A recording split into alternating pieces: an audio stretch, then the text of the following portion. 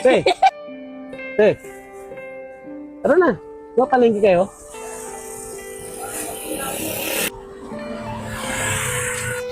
Puro titig din ako eh. Sasakay ba to?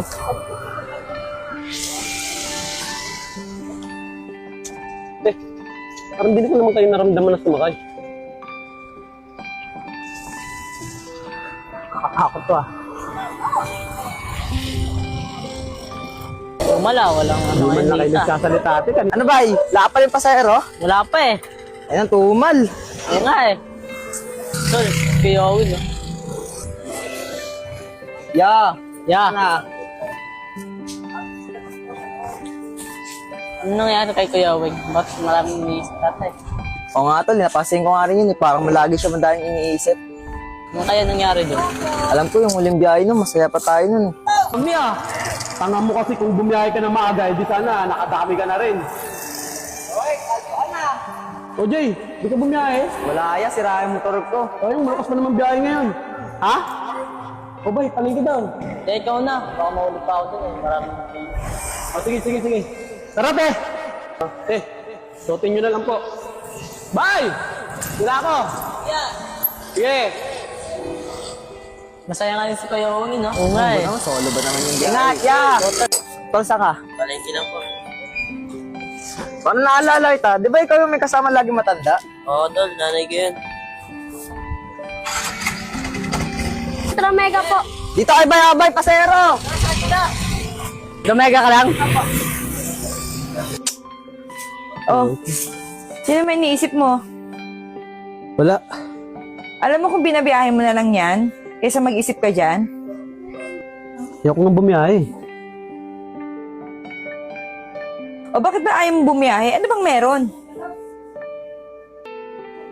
Kulit mo naman eh. Sabi nga ayaw ko nang bumiyahe. Kung hindi ka babiyahe, anong kakainin natin? Alam mo kinakapos na tayo. Ewan ko sa'yo. Yan muna kayo ha. Oh, saan ka pupunta? Biyahe mo na ako ma. Buti naman naisipan mo ng bumiyahe. Oo. Kasi kahit pa paano, nakakalimutan ko na. Sino? Wala.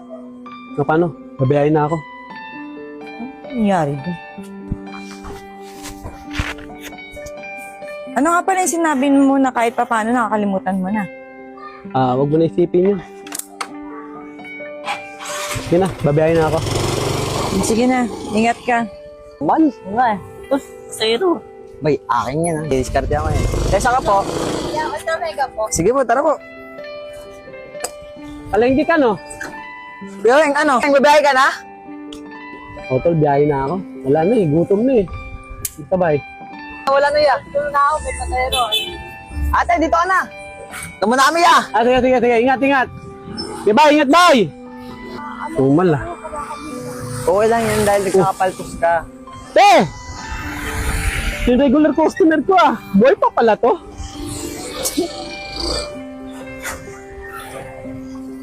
Te!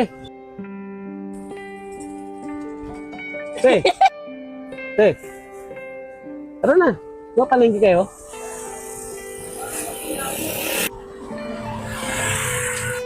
Puro titig din ako eh. Sasakay ba to?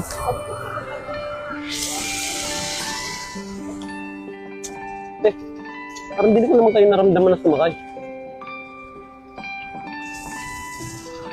Nakakatakot to ah. Hindi man lang kayo nagsasalita ate. Kanina pa ako salita ng salita dito ah. Te, renta lang. Ito zero ko. Uy! Te! Bayad niyo po! Yung ito, hindi naman nagbayad, di pa nagpasalamat. Malap. Ang inang mahal ko ng biyahe yun.